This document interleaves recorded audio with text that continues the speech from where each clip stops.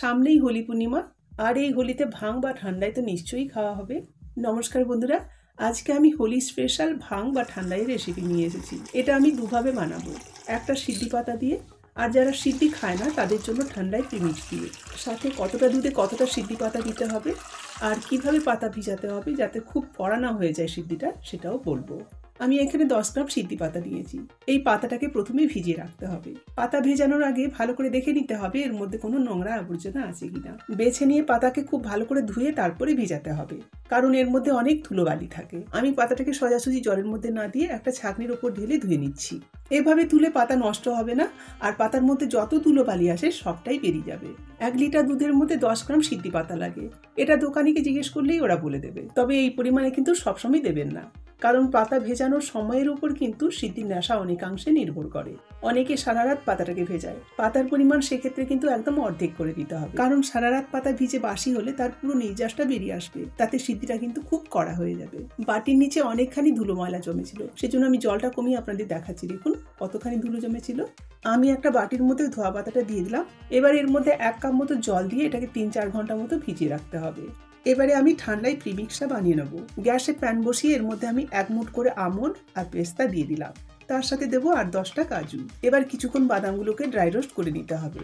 এর মধ্যে আরো অনেক কিছু মেশাতে হবে, তবে আগে বাদামগুলোকে নেড়ে নেবো, তারপরে দেবো। এখনই দিলে না হলে পুড়ে যাবে। মিনিট খানেক মাঝারি আঁচে নেড়ে নেওয়ার পর এবার আমি এর মধ্যে দিচ্ছি 1 টেবিল চামচ চারমগজ আর 1 টেবিল চামচ মৌরি। তার সাথে দেবো 3টে ছোট এলাচ আর হাফ চা চামচ গোলমরিচ। দেওয়ার পর আরো মিনিট খানেক এটাকে কম আঁচে নেড়ে নিতে হবে। বাদাম পেস্তা আর অন্যান্য মশলা হালকা ড্রাই রোস্ট করে প্রিমিক্সটা বানালে এটা অনেক দিন স্টোর করে রাখা যাবে। আর যখনই খেতে ইচ্ছা হবে ঠান্ডা দুধের মধ্যে 1 চামচ গুলিয়ে খেতে পারেন। এটা যেমন শরীরকে ঠান্ডা রাখবে, তেমনি শরীরে বল জোগাতেও সাহায্য করবে। মিনিট খানেক নাড়ার পর এবার আমি গ্যাসটা বন্ধ করে দেবো। তারপরে দিয়ে দেবো 1.5 টেবিল চামচ পোস্ত আর 1 মুঠ মতো ড্রাই রোজ প্যাটেলস। এবারে এই গরম প্যানের মধ্যেই আমি রোজ প্যাটেলস আর পোস্তটাকে নেড়ে নেবো। তারপরে নামিয়ে ঠান্ডা করে এটাকে পাউডার বানিয়ে নিতে হবে। মশলা ঠান্ডা করে আমি একটা মিক্সি কৌটোর মধ্যে ঢেলে নিচ্ছি। তারপরে এতে ঢাকা লাগিয়ে পাউডার বানিয়ে নেবো। এভাবে আমি প্রিমিক্সটাকে গুঁড়ো করে নিয়েছি। এবার একটা বাটির মধ্যে ঢেলে নিচ্ছি। এবারে আমাকে সবশেষে সিদ্ধি পাতাটা বেটে নিতে হবে। সিদ্ধি পাতাকে ছেঁকে আমি শিলে একদম মিহি করে পিষে নিয়েছি, আর পাতা ভেজানো জলটা কাপের মধ্যে আছে। এই জলটা এবারে সিদ্ধি পাতার মধ্যে দিয়ে ভালো করে গুলিয়ে দেবো। সিদ্ধি পাতাটাকে শিলে পিষে নিলেই ভালো হয়। সিদ্ধি দিয়ে যে ঠান্ডাটা বানাবো তার মধ্যে আমি ফল দেবো। একটা থালার মধ্যে আমি কিছু ফল কেটে নিয়েছি। এখানে আছে আঙ্গুর, বেদানা, অর্ধেক নারকেল কুড়িয়ে নিয়েছি, আপেল, আর আছে 2টো কলা। আর এখানে নিয়েছি 1 লিটার দুধ। দুধটাকে আমি জাল দিয়ে ঠান্ডা করে দিয়েছি। Preparation ready. এবারে আমি সিদ্ধিটা বানাবো। প্রথমে এই কলার ছাল ছুলে যে পাত্রের মধ্যে আমি সিদ্ধিটা বানাবো তার মধ্যে দিয়ে দিচ্ছি। এবারে কলাটাকে হাতের সাহায্যে ভালো করে চটকে দিতে হবে। চাইলে কলাটাকেও টুকরো করে কেটে নেওয়া যায়, তবে চটকে নিলে সিদ্ধিটা খেতে বেশ টেস্টি হবে। চটকে নেওয়ার পর এবারে এর মধ্যে বাকি ফলগুলো সব দিয়ে দেবো। তারপরে দেবো চিনি। সিদ্ধিতে যত বেশি মিষ্টি দেবেন তত এটা কিন্তু কড়া হবে, সেজন্য আমি এখানে ছোট বাটির 1 বাটি চিনি দিলাম। এবার ওই যে প্রিমিক্স বানিয়েছিলাম তার থেকে 4 টেবিল চামচ মতো প্রিমিক্স এর মধ্যে দিয়ে দিচ্ছি। বাকিটা রেখে দিচ্ছি। এটা দিয়ে আমি সিদ্ধি ছাড়া ঠান্ডাটা বানাবো। এবারে সব কিছুকে হাতের সাহায্যে আরো একবার ভালো করে মিশিয়ে নেব। তারপরে এর মধ্যে দিয়ে দেবো সিদ্ধি বাটা। পুরো সিদ্ধি বাটাটাই আমি দিয়ে দিলাম। 3-4 ঘন্টা ভিজিয়ে রেখেছিলাম, তাই এতে কিন্তু বেশি কড়া হবে না।